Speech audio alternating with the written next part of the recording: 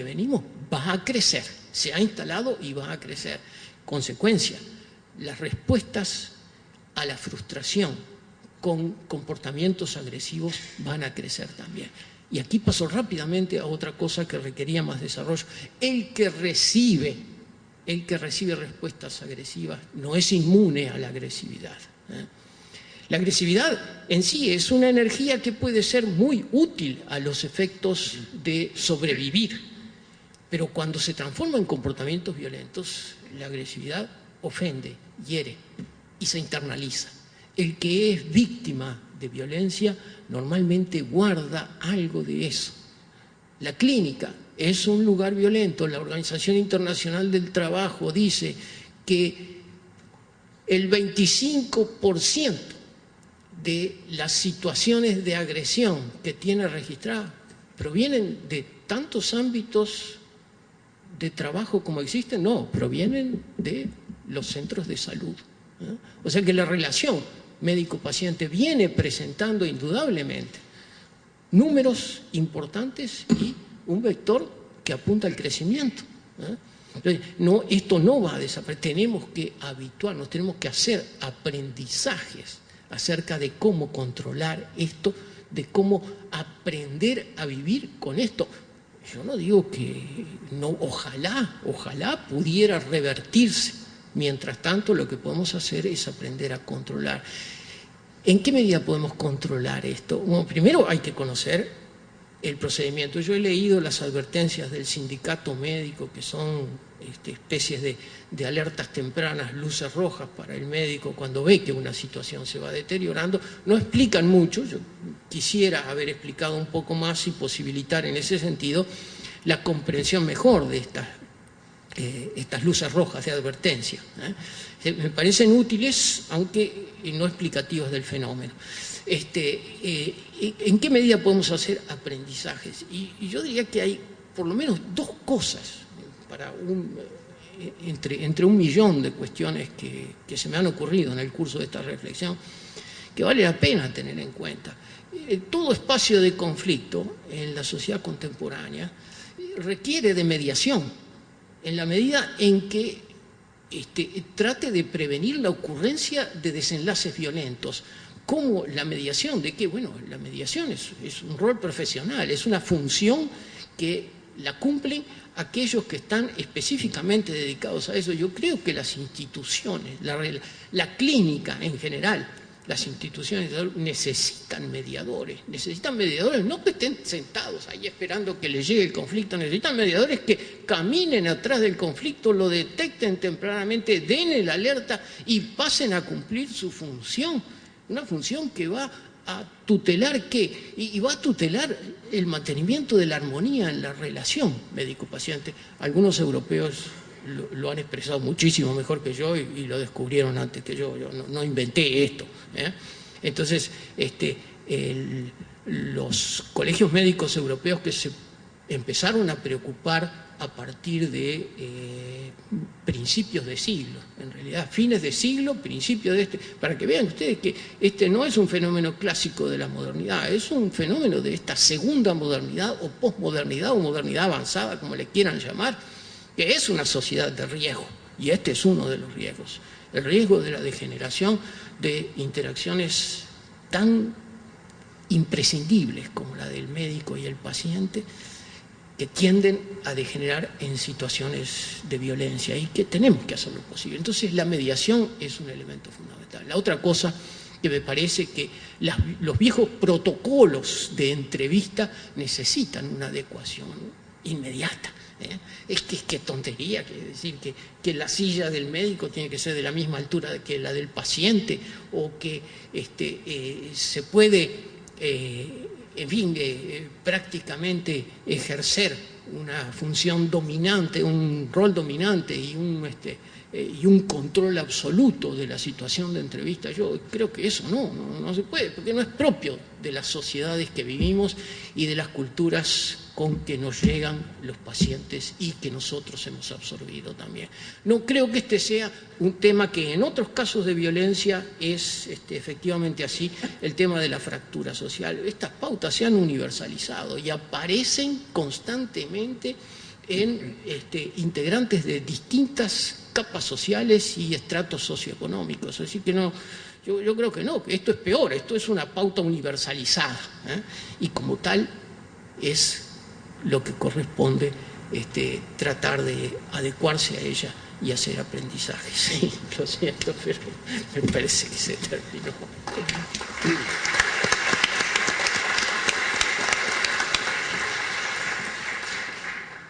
Agradecemos mucho al sociólogo Luis Barrios la presentación y le solicitamos al doctor Jorge Torres que nos exponga la suya. Quiero decirles que el doctor Torres es doctor en medicina, ha sido profesor titular de clínica médica, presidente de la Comisión de Ética de la Facultad de Medicina de la UDELAR, y es hoy presidente del Consejo Nacional del Colegio Médico del Uruguay. Dirige, pues, un proceso que está enfocado a constituir el órgano rector de la ética de la profesión médica en el país y está trabajando intensamente tanto en la instalación del órgano como en la elaboración del código de ética que va a ser sometido a aprobación en los próximos meses. El doctor Torres. Bueno, en primer lugar, muchas gracias. Esto me permite un reencuentro con quien fuimos compañeros de estudio, ¿verdad?, cuando comenzamos la carrera, el profesor doctor Yarzábal. Nuestra charla posiblemente no tenga las características en profundidad de algunos de los conceptos que se han vertido por quienes antes han ocupado esta tribuna, dado que hacen más a lo que es un nuevo organismo, entre los tantos organismos que una sociedad crea a los efectos de la mejor marcha de esa sociedad. Se nos pide entonces que hablemos de orígenes, instalaciones y perspectivas del Colegio Médico del Uruguay. Y el Colegio Médico del Uruguay, en definitiva, es, como lo dije anteriormente, un organismo de profesionales médicos del Uruguay. Vale la pena recordar algunos aspectos de lo que es una profesión. Uno podría decir que un profesional tiene un cuerpo de conocimientos específicos, tiene organizaciones profesionales que lo acreditan o certifican, un cierto control sobre el trabajo que realiza y una ética con autorregulación propia. Por otra parte, no son quizás menores algunos agregados, como ser el altruismo, el ideal de servicio, el compromiso con el Estado, instituciones y población, la eficacia en su tarea, y una disciplina que implica una autorregulación del conocimiento de la ética y que, según algunos, es quizás de todos estos elementos que he dicho, para algunos es lo más relevante de una profesión, cualquiera sea. ¿La profesión médica tiene alguna característica particular? Bueno, es que una de ellas es que está basada en una buena relación con el paciente, o buena relación con el paciente.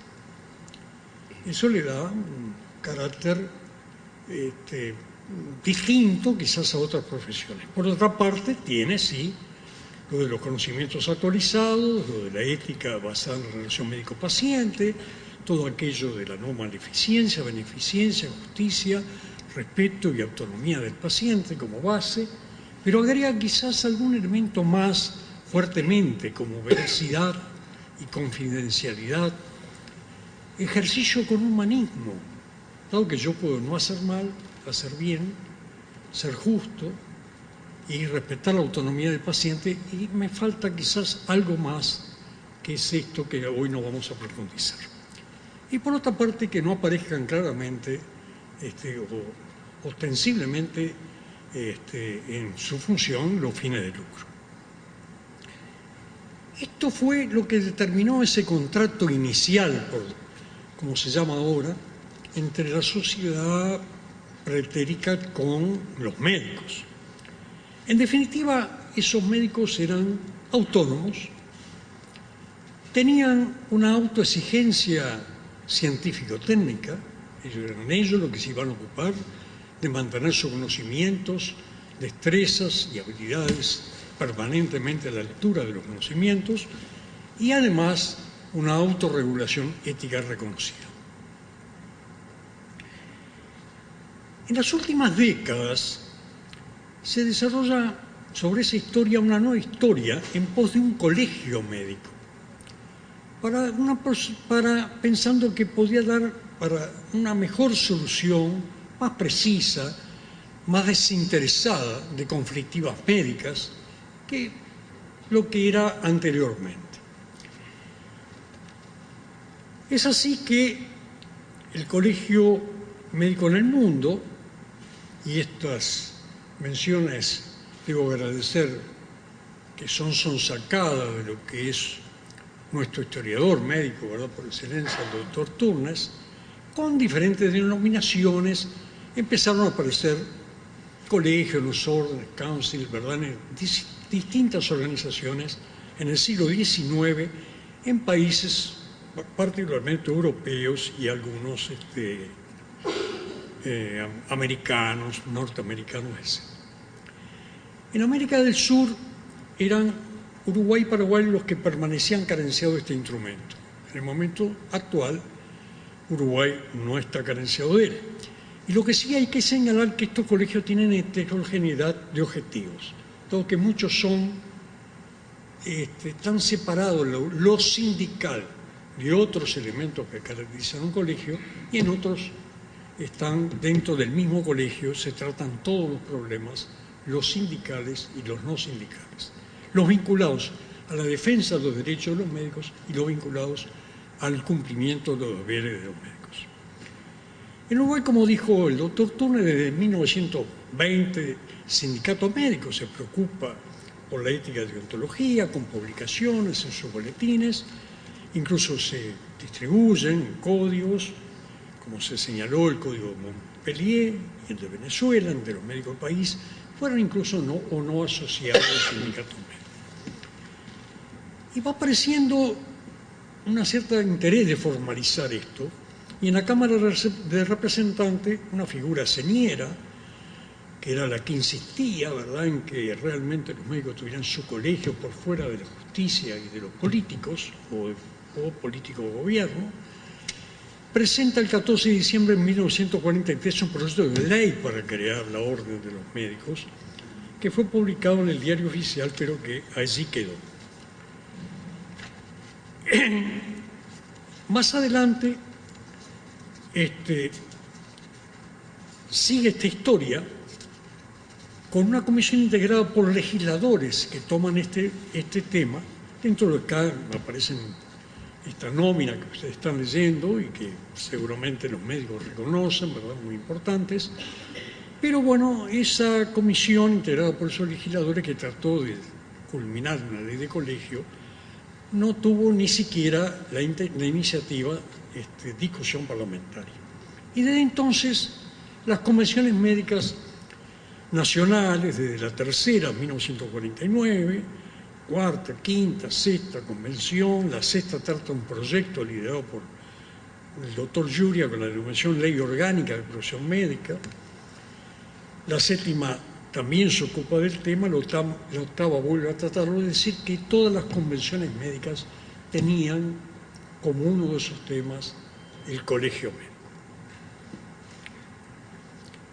Desde entonces, el Parlamento vuelve a tratar el tema y en 1988 varios legisladores, ¿verdad?, que algunos de ustedes, ¿verdad?, conocen, todavía están en distintos tipos de actividad, se ocupan de tratar de introducir el colegio a través de una ley y presentan un proyecto de ley que es aprobado en comisión pero que no es tratado por el plenario.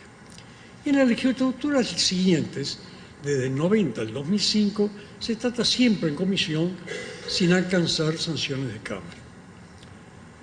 En el año 2006 comienza a ser nuevamente tratado una nueva legislatura a impulso de distintos diputados. Bueno, hoy el actual senador, doctor Galo, nos acompaña, ¿verdad? Comienza una nueva historia. Ahora bien, esa historia que ya llevaba 60, 70 décadas, se dio sobre cambios históricos en el país. Se perseguía un colegio médico, mientras que la historia del país cambiaba.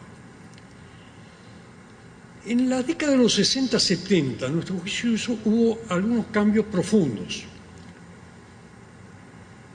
Por un lado, quizás arrastrado por el tema de derechos humanos, creció dentro de los principios éticos fundamentales la autonomía del paciente.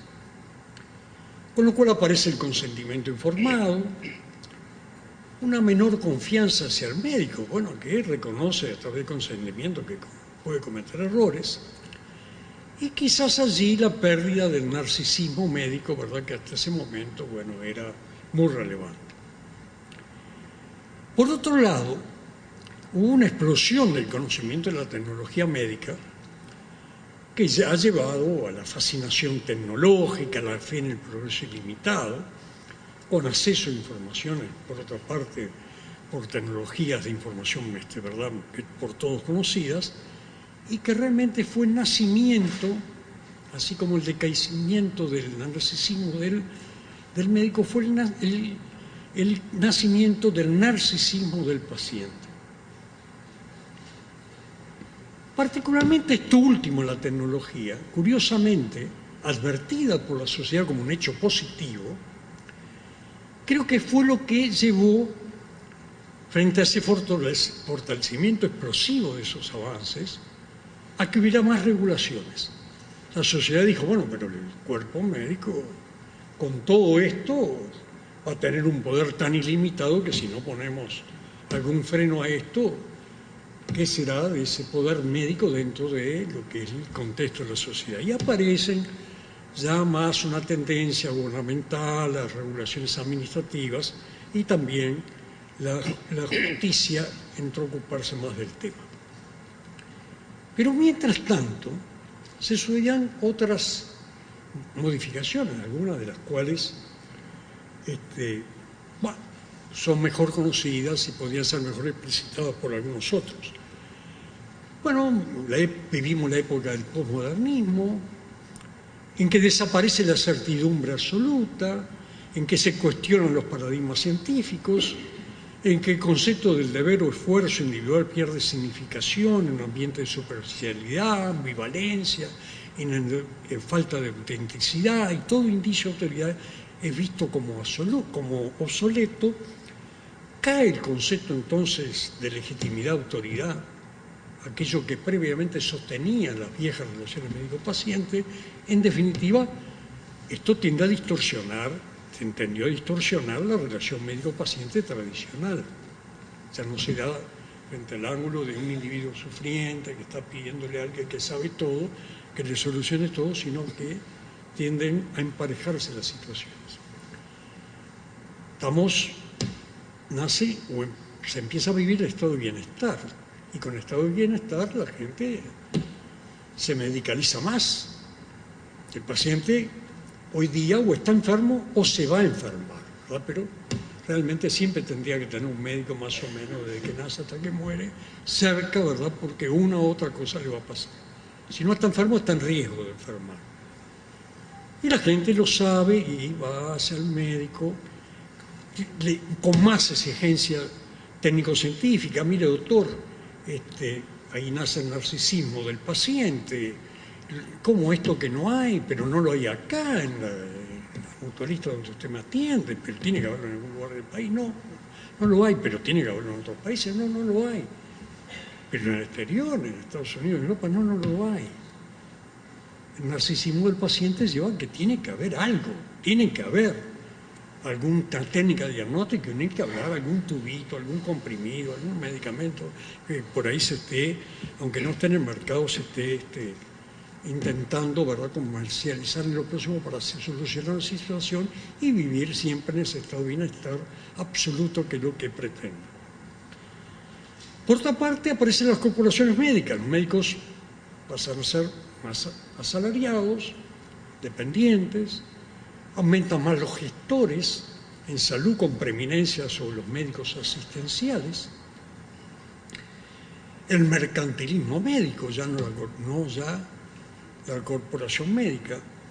Hay que ver que el mercantilismo persigue beneficios. El capital no tocaba el sector salud hasta que se dio cuenta que por qué no tocarlo, ¿no? Y ahí aparece entonces todo esto que tiene otras finalidades. Mientras que el profesionalismo tiene como preocupación central el bienestar del paciente. Cambios, acosos laborales, económicos, lo que se decía, el multiempleo. El multiempleo, no quiero insistir demasiado en esto, nace también en sociedades inestables en cuanto a darle la seguridad al que trabaja de que va a tener un trabajo. Los médicos vieron cerrar sus fuentes de trabajo por décadas y por lo tanto también estaban un poquito llevados por un sentido conservador a no estar en quién sabe cuántos lados ante la posibilidad de que cayeran, que no sabía cuál. También aparece el acoso sanitario, ¿no? Bueno, recete el producto 1 que va más barato que el 2, que el 3, que el 4 y que son todos más o menos, se suponen los gestores iguales. Y la industria farmacéutica acosa a través de actuando sobre la población estimulando el consumismo medicamentoso. La medicina se transforma más en impersonal, hay menor relación médico-paciente por lo anterior, hay un predominio de lo tecnológico, ¿verdad? La gente llegó a pretender hasta en encuestas, prefiere tener a su médico cabecera o a Ben Casey. Ben Casey en la televisión vio que entraba una camilla, lo esperaban todos los aparatos y bueno, mucha gente decía, no, y casi la mayoría prefiero Ben Casey, que voy a ser muy bueno el médico que me atiende, pero en esa situación tan riesgosa lo prefiero Ben Casey. Aparecen los protocolos que ya no son personalizados, sirven de mucho, pero no es la medicina hecha a la medida de ese paciente. Y aparece entonces el cosismo o el número, pasa el número siguiente, y aparece naturalmente en una medicina mercantilizada lo que es, entonces algunos dicen, tengo ya no pacientes, tengo clientes. Todo esto provocó cambios. El médico vio deteriorada su imagen, perdió autoestima. Eso llevó a desprofesionalización. Y la desprofesionalización lleva a un estatus de trabajo que es la de un trabajador calificado sin duda, pero no un profesional. El trabajador calificado, si yo soy gerente de la Coca-Cola o de un banco, soy un trabajador muy calificado, seguramente si soy gerente de cualquiera de esos lados. Pero bueno, puedo estar de pronto en uno y en otro, no sé por qué no. De pronto se pueden dar la situación tan extrema como la que estoy planteando. Tiene menor autoexigencia científica, en el caso del médico, menor autorregulación ética, y van apareciendo también todos los elementos de lucro también volcados sobre ese mismo médico. Pero claro, no hay que dejar de reconocer que en esta historia no todo nace de afuera. El médico también siguió cultivando su soberbia, actuó muy a menudo en forma más corporativa de la que debe actuar, hizo un mal manejo del error médico con cierto ocultismo al mismo, tuvo más debilidad también por esos bienes materiales que tenía la sociedad, y la gestión, uno podría decir que en lo que se refiere a gestión, eficiencia, puede ser que haya sido, y seguramente ha sido, algo más deficitario. Pero la historia no se detuvo. Se desarrolló la bioética, nace la bioética como una disciplina que se ocupa del estudio de la práctica cotidiana desde el punto de vista de los valores éticos, praxis de reflexión. El médico actúa, pero reflexiona sobre lo que ha actuado y lo reflexiona hasta desde el punto de vista ético, no solo científico. Se crean los códigos de ética médica. Fíjense que la moral médica, y seguramente lo que surge de Túnez, no necesita de códigos para que exista.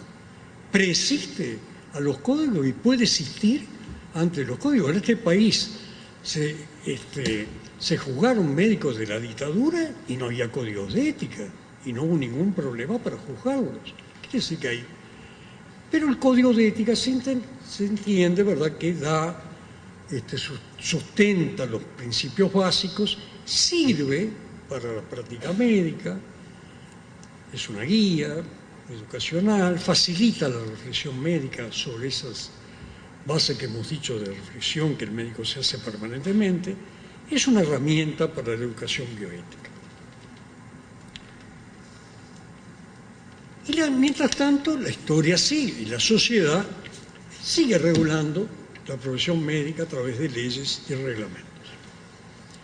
Y la profesión médica también sigue durante décadas defendiendo el derecho a definir los valores éticos médicos y su autorregulación, fundamentalmente persiguiendo la regulación del Colegio Médico del país.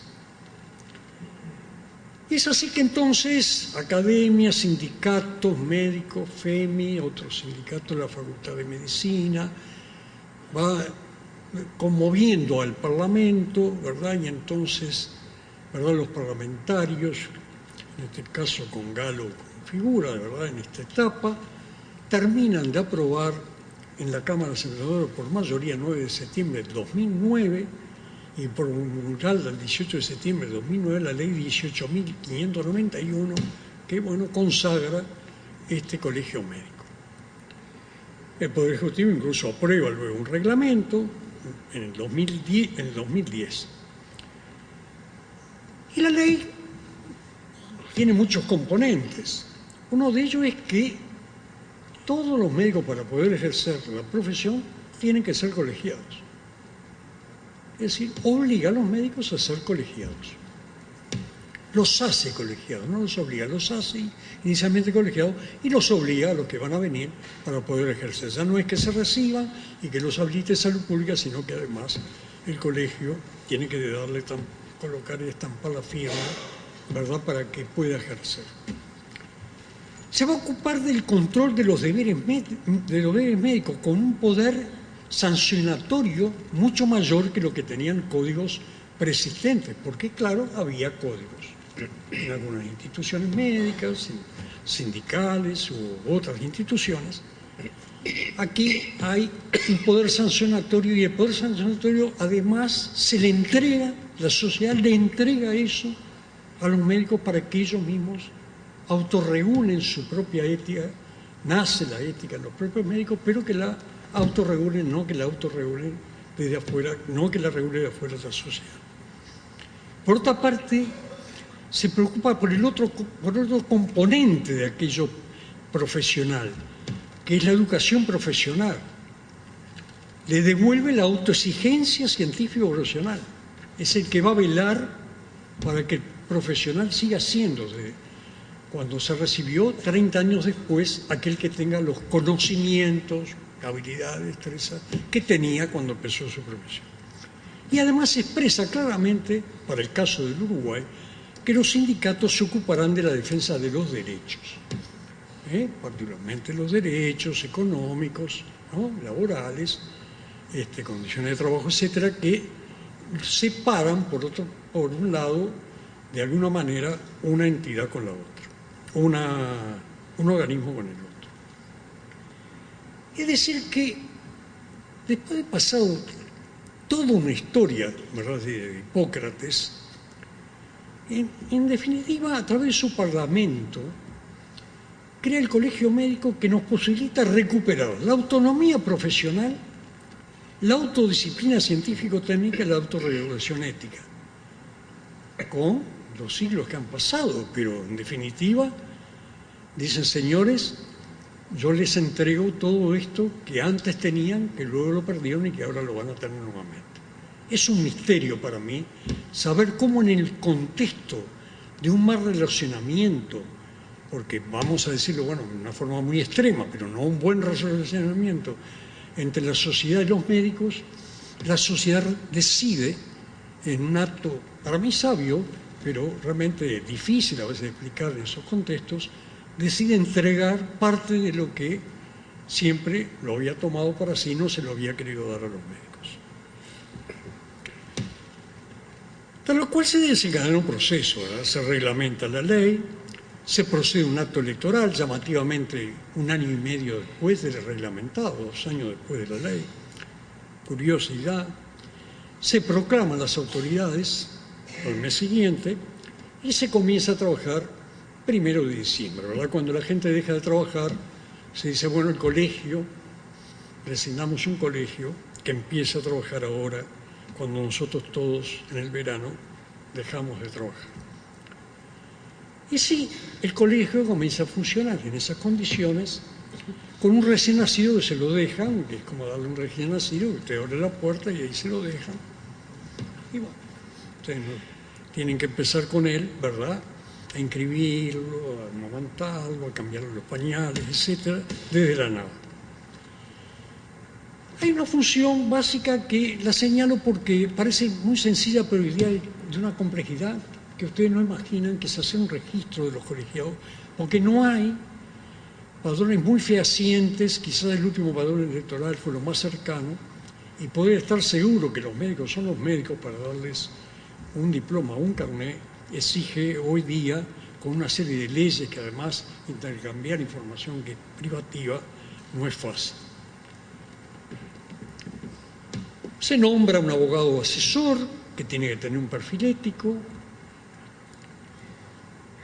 y se entra en las labores sustantivas. Es curiosa esta historia, ¿verdad? Porque uno podía decir, bueno, en el verano me voy a ocupar de lo no sustantivo, ¿no? Hago la organización, hago el local, tengo secretaria, contador, abogado, demás, y después en marzo, abril, después de la vuelta ciclista, me empiezo a ocupar de lo sustantivo. Entonces, lo sustantivo hace pensar qué es el colegio, ¿verdad? En parte estaba dicho. Lo era inicialmente, bueno, para el control deontológico, ¿verdad?, de la actividad. Eso parecía la columna vertebral. El ejercicio profesional no podía estar librado del criterio individual de los médicos, es necesario un marco formal y entonces hacer códigos de ética médica, de tal manera que el hacer un código de ética médica es uno de los elementos o funciones que están dentro de las funciones del colegio, no menor, ¿verdad?, pero en una columna vertebral que no está integrado solo por ese código. Y se va a integrar, por supuesto, ese código como código a otros organismos que también se están ocupando de los médicos, y va a haber algunos puntos de intersección que, bueno, vamos a tener que en la práctica dirimir con la justicia y con el gobierno lo reglamentario. Y se empieza a trabajar ante el proyecto de Código de Ética Médica. Fíjense, el 7 de diciembre se nombra una comisión asesora. Esa comisión asesora comienza a estudiar entre el proyecto, hace un articulado a través de un estudio comparativo de códigos nacionales y otros códigos, y el 28, el Día de los Inocentes, entrega al Consejo Nacional ese anteproyecto del código. Se le pasa a los legistas que lo hacemos trabajar fin de año y los primeros días del año. Vaya, ¿no?, que legistas en general no trabajan en esas épocas. Bueno, nosotros logramos que trabajaran algunos días por lo menos de enero. Y se logra la etapa siguiente de pasar a las regionales para que los pasen a los colegiados, para que se democratice el proceso de discusión del código. Entonces, ese código se elaboró con un proceso en que tomó borradores. Había un borrador muy reciente de que habían querido corregir el código del sindicato médico. Había una versión, ¿verdad?, que ahí estaba y que había tomado el Consejo Arbitral del sindicato médico. Es decir, que como fuentes habían 2 códigos que habían funcionado muy bien, que eran los códigos del sindicato médico y del FEMI, con las limitaciones que eran para sus asociados y con limitaciones en lo sancionatorio. Por otra parte, se tomó también la actualización que he referido de esos códigos, o los proyectos de actualización que eran más recientes, y también alguno elaborado en la 8ª Convención Médica del 2004.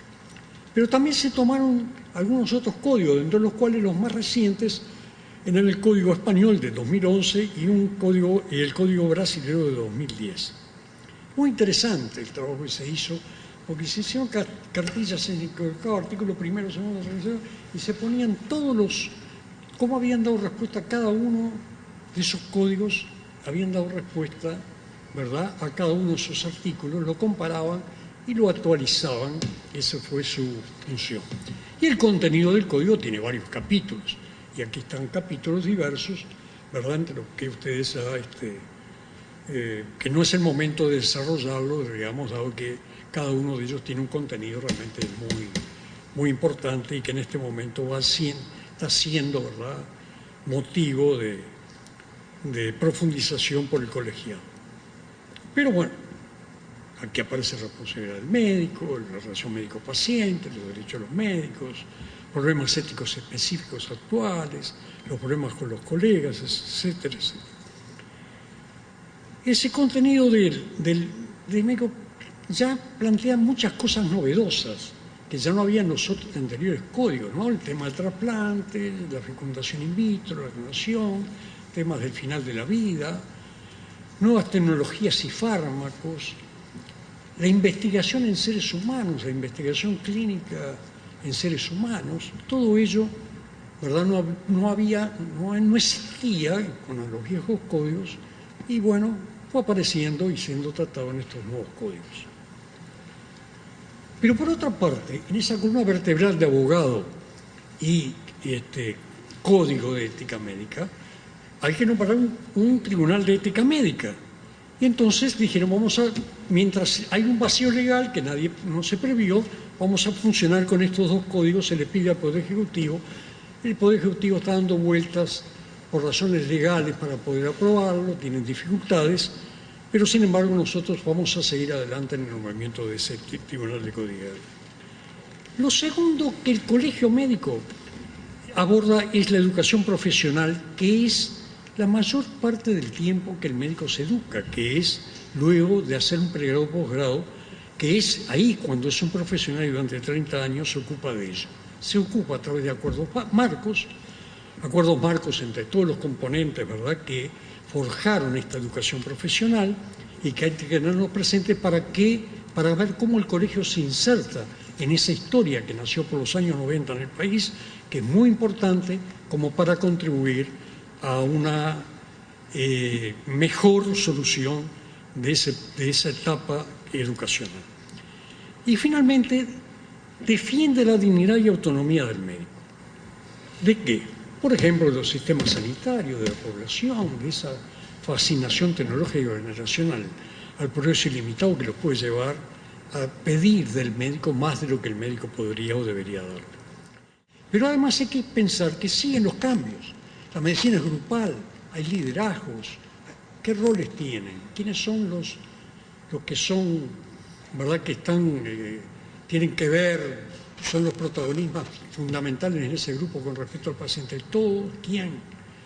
Comunicacionales. Hoy día no se admite que un médico no se sepa comunicar con el paciente, con la familia y hasta con los medios. Demográficos, hoy vivimos la longevidad y las enfermedades de la tercera edad, cambios epidemiológicos justamente llevan a eso, las enfermedades crónicas, científicos, tecnológicos con los avances enormes en genética, biología molecular, económicos, con todo lo que hemos dicho de los cambios anteriores y laborales, que también los hemos mencionado, mediáticos, ¿verdad?, que aparecen con temas de oferta, mala praxis, judiciales, cómo se trata el error desde el punto de vista incluso médico, no ya solo jurídico y políticos, cuál es la participación del Estado.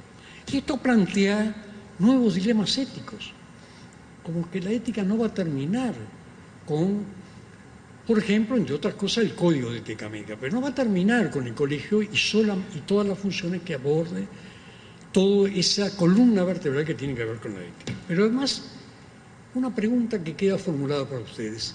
El colegio médico será la opinión privilegiada de los profesionales en problemas de la salud, porque hasta ahora, ¿a quiénes se les pide? ¿Y quiénes han cumplido ese rol? Los sindicatos. Los sindicatos defienden sus derechos, además de defender sus derechos, bueno, son aquellos que se les consulta sobre una cantidad de problemas que los profesionales, que la sociedad quiere conocer con la opinión de los profesionales. ¿Será en ese contexto la opinión médica será vertida por quiénes? Y bueno, seguramente el tiempo va a ir ubicando a cada uno de todos esos organismos que se van creando en la sociedad en el lugar que corresponda para dar las respuestas que correspondan a la sociedad que muy a menudo lo solicita. Muchas gracias.